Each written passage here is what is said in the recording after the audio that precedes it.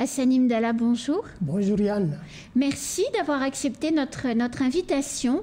Vous êtes sur le plateau ce matin pour parler du tournoi de foot annuel qui est organisé tous les ans à peu près à la même période du côté de Ouangani. Vous allez rassembler les joueurs U13 de football de Mayotte. Alors c'est quoi déjà, pour ceux qui ne connaîtraient pas, c'est quoi un joueur U13? Bon, les joueurs, et tout d'abord, je salue tous les Maoris et je partage mes condoléances avec la mort de M. Aboubakar. Donc, si je suis là aujourd'hui pour parler du tournoi du U13, ça fait déjà, ça c'est la 6e journée, 6e édition. Oui.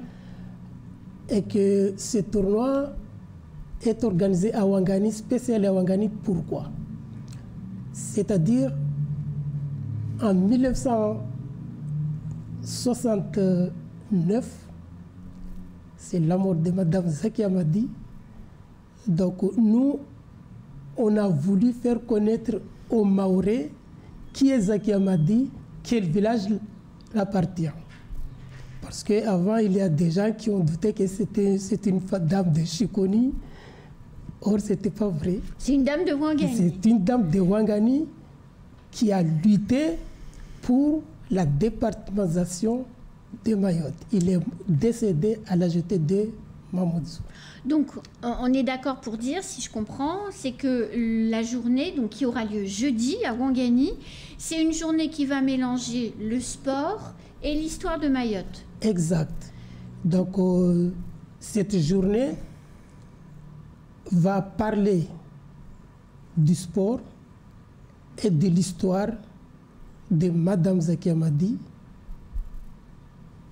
à la date du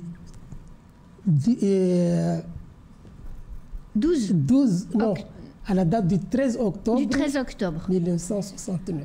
Donc, combien il y aura de jeunes footballeurs qui vont venir?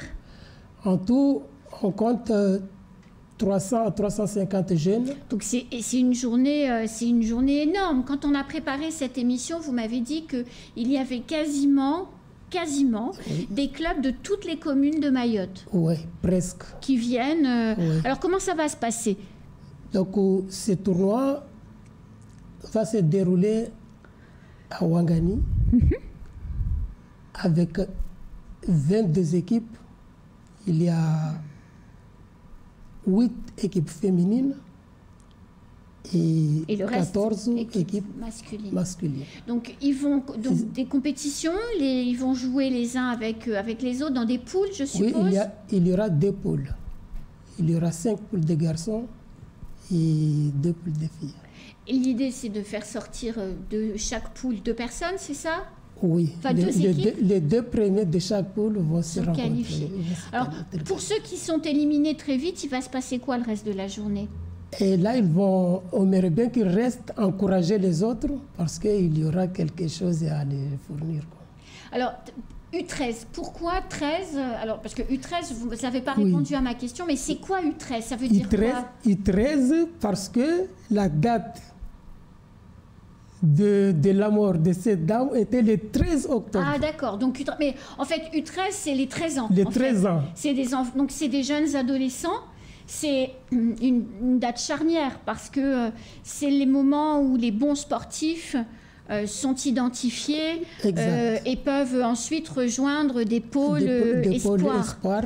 Et c'est aussi un des objectifs de la journée, de mettre en valeur des jeunes. Mettre en valeur des jeunes et puis il y aura bien sûr certaines invités comme la Ligue de football de Mayotte. Ils peuvent voir aussi les jeunes. Ils vont repérer les jeunes. S'il y a quelques demandes à l'extérieur, ils peuvent les envoyer.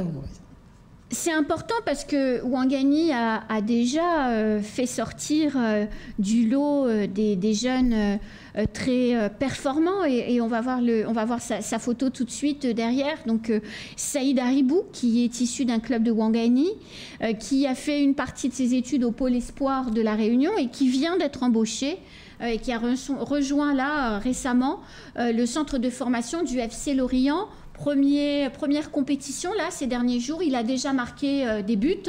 Et donc, bah, voilà, il s'illustre. Et il vient de Ouangani. Donc, vous savez jouer au foot à Ouangani? Oui, ce jeune, il a commencé le foot avec moi. C'est marrant. Oui, avec moi. Donc, quand il était pris à La Réunion, moi, j'étais allé même voir si tout allait bien pour lui. Ce match à La Réunion. Donc, et puis, c'est un jeune très dynamique. Donc, chaque match, il marque soit 2 ou plusieurs buts. Voilà. Donc, l'idée derrière la compétition de jeudi, c'est de pousser en fait les jeunes vers le haut niveau quand c'est possible.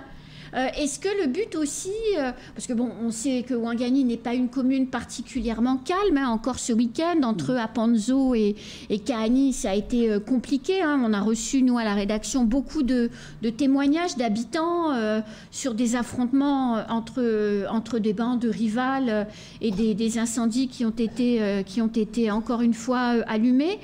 Est-ce que, Monsieur Mdala, mettre les jeunes dans le sport, et notamment dans le foot quand ce sont des jeunes garçons, et y compris à 13 ans, est-ce que ce n'est pas un moyen d'éviter des tensions et des difficultés? Bien, par rapport à ça, tout d'abord, moi je suis un animateur communal, donc ce n'est pas seulement le foot que j'organise, mais j'organise beaucoup de choses en faveur de ces jeunes-là. Donc, souvent, ces jeunes-là, on se rencontre ensemble et puis après on discute pour ne pas faire des bêtises pareilles. Et puis certaines arrivent à s'écouter, certaines toujours n'arrivent pas encore, ils ne comprennent pas encore. Mais là, on est toujours en train de chercher les moyens pour que ces jeunes s'occupent. Alors là, on a des 22 équipes, vous avez dit 300 à 350 jeunes de 13 ans qui seront sur place, issus de tous les villages de Mayotte, à part une commune, mais on n'a pas besoin de dire laquelle. En termes de sécurité, en termes de sécurité. Parce que bon, il y a toujours des affrontements entre les communes, les villages. En ce moment, Mahmoud Zoukoungou, ça marche pas très bien. À d'autres occasions, c'est Dembéni et Chirongi. Enfin bon, donc comment on fait là? Bon, Madame Yann, au niveau de l'organisation, au niveau de la sécurité, à chaque fois quand on fait ça, donc il y a toujours des policiers municipaux, il y a aussi aux alentours des gendarmes qui circulent. Donc du coup, là, il n'y a pas de soucis. Et puis au niveau de la manifestation comme ça, il n'y a pas de bagarre entre les jeunes. D'accord. Donc ils viennent juste pour s'amuser et puis... On peut venir regarder, c'est-à-dire que ce sont les vacances, donc une maman qui est à Ouangani ou qui est à Chiconi, c'est pas très loin, qui voudrait peut-être, qui se pose la question de faire participer son enfant à des activités de foot, on peut venir regarder? Tous ceux qui s'intéressent peuvent venir sans problème. Donc c'est une belle fête en fait qui est organisée. C'est une fête, c'est une fête. Vraiment c'est une très grande fête. Donc tout le monde peut venir, c'est de quelle heure à quelle heure et c'est où? Donc ça va commencer depuis le 12. C'est-à-dire le 12, il y aura une conférence avec M. Alain Kamal, Martial. Je ne sais pas s'il y aura quelque chose qui va... une autre surprise, mais ça avec M. Alain Kamal Martial. À quelle heure la conférence? À partir de 15h. Et c'est où? C'est à la mairie. D'accord. Ensuite, deuxième jour, à partir de 6h30, on commence à accueillir les gens. Parce qu'on va commencer par défiler à partir de la mairie jusqu'au terrain de foot. Et puis, le coup d'envoi, on s'est fixé à 9h. D'accord. Et ça va durer jusqu'à 17h? Ça va durer jusqu'à 17h. Ok. Donc rendez-vous à Ouangani sur le terrain de foot communal. Ouangani sur le terrain de foot communal. Qui n'est pas très loin de la mairie d'ailleurs. Non, c'est juste à une centaine de mètres. Voilà. Merci beaucoup.